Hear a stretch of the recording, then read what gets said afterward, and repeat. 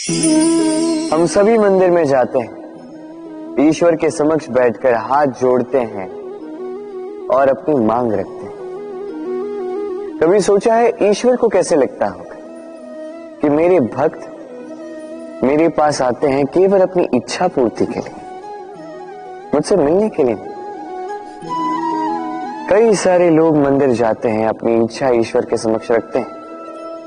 अब यदि उनकी इच्छा पूर्ण ना हो तो हताश हो जाते हैं। अब से जब भी आप मंदिर जाओ, ईश्वर के समक्ष बैठो, हाथ जोड़ो और कहो धन्यवाद। धन्यवाद ईश्वर, आपने मुझे जो कुछ भी दिया है उसमें मैं प्रसन्न हूं। बस मुझे मार्गदर्शन दे कि कैसे मैं अपने कर्मों से, स्वयं अपने कर्मों से वो सभी प्राप्त कर सकूं जो मैं पाना चाहता हूं। ईश्वर से केवल मांगने जाओगे तो ईश्वर के समक्ष स्वयं को बहुत ही छोटा पाओगे,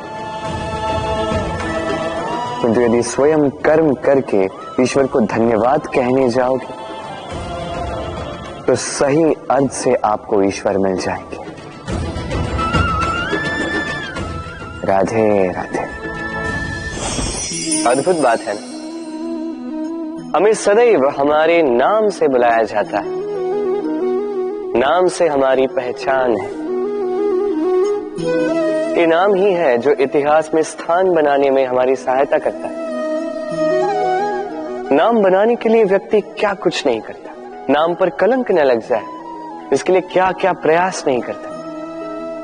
अपने जो कुछ भी पाए, धन, संपत्ति, सुख, ये सब कुछ नाम के समक्ष छोटा है। नाम सबसे ऊपर रह जाता है। ये नामकरण संस्कार सदैव हमारे लिए अत्यंत महत्वपूर्ण होता है।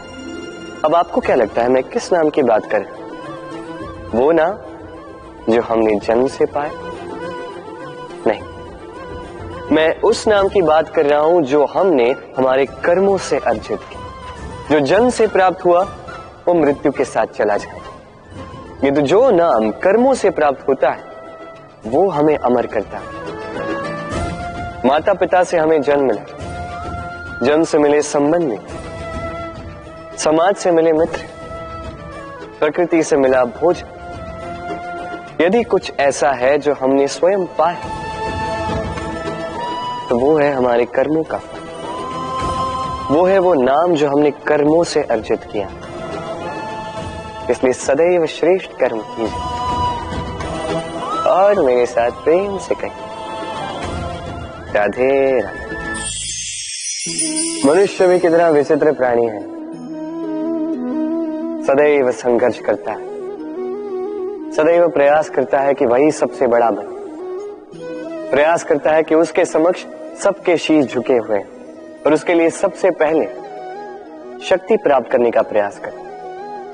शक्ति प्राप्त कर भी लेते हैं और उसके भय से सबको अपने समक्ष झुकाते हैं, किंतु एक महत्वपूर्ण बात भूल जाते हैं, समझ ही नहीं पाते।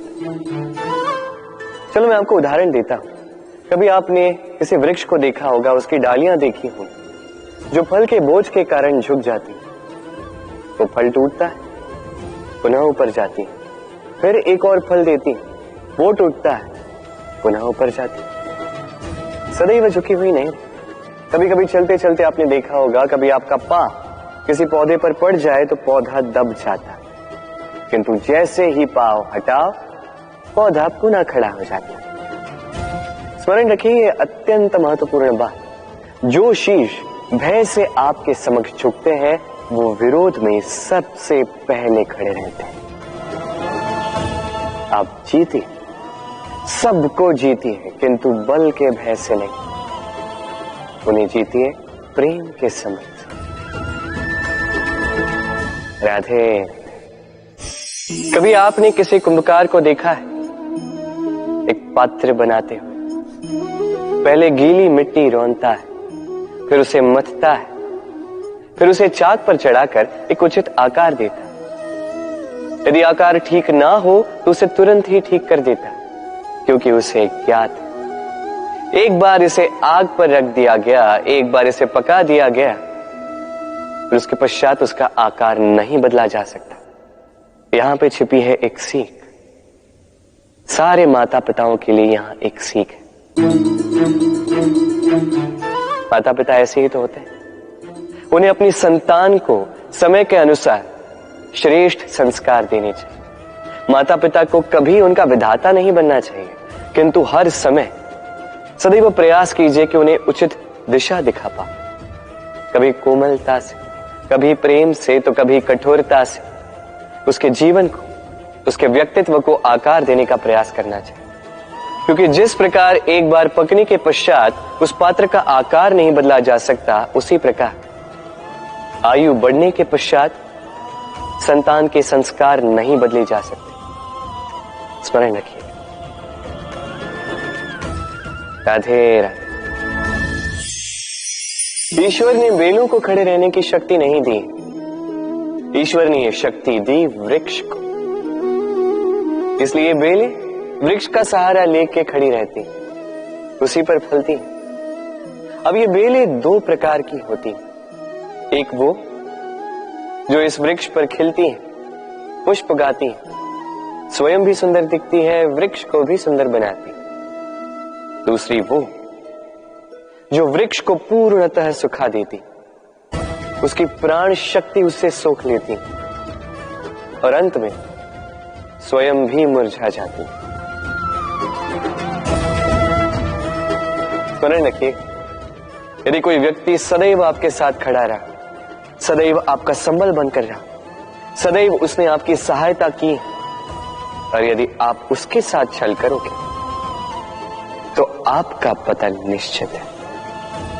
ऐसा कभी ना करें। सदैव ऐसे लोगों को प्रेम दे, सम्मान दे, और मेरे साथ आनंद से कहें राधे राधे। आइए इस पौधे से मिलिए। मेरे लिए ये पौधा अत्यंत प्रिय है। मैं इस पौधे से बहुत प्रेम करता हूं। अब सोचिए, यदि इसी प्रेम में मैं इसे दिन में 6 बार जल दूं, तो क्या इसका विकास और अच्छे से होगा? क्या वो इसके लिए शुभ होगा? कदापि नहीं। इसकी जड़ें गल जाएंगी, इसकी जड़ों में जो जल सोखने की शक्ति है वो समाप्त हो जाएगी। तो आवश्यक क्या है? आवश्यक है कि उचित मात्रा में इसे जल दिया जाए। आवश्यक है कि उचित समय के पश्चात इसे जल दिया जाए। आवश्यक है कि इसे सूर्य का ताप भी सहना होगा। आवश्यक है कि हर कार्य मर्यादा में होना चाहिए। अब यही भूल अधिकतर माता पिता कर बैठते हैं। अपनी संतान से इतना प्रेम करते हैं और उसमें संतान की हर आवश्यकता पूर्ण करते हैं, हर एक वस्तु उसे देते हैं, हर एक बात करते हैं, और ऐसे में उस संतान के विकास में स्वयं ही बाधा बन जाते हैं। ऐसा मत कीजिए। ये यात्रा संतान की भी है। उसे भी जीवन में आगे बढ़ना है, बहुत कुछ सीखना है, अपने बल पर कार्य करने दीजिए। एक अत्यंत महत्वपूर्ण बात आपको बताऊंगा जिसे आपको स्मरण रखना है। प्रेम और शत्रुता यदि अति है तो घातक। हर बात में संतुलन बनाकर रखें और मेरे साथ प्रेम से कहें राधे राधे।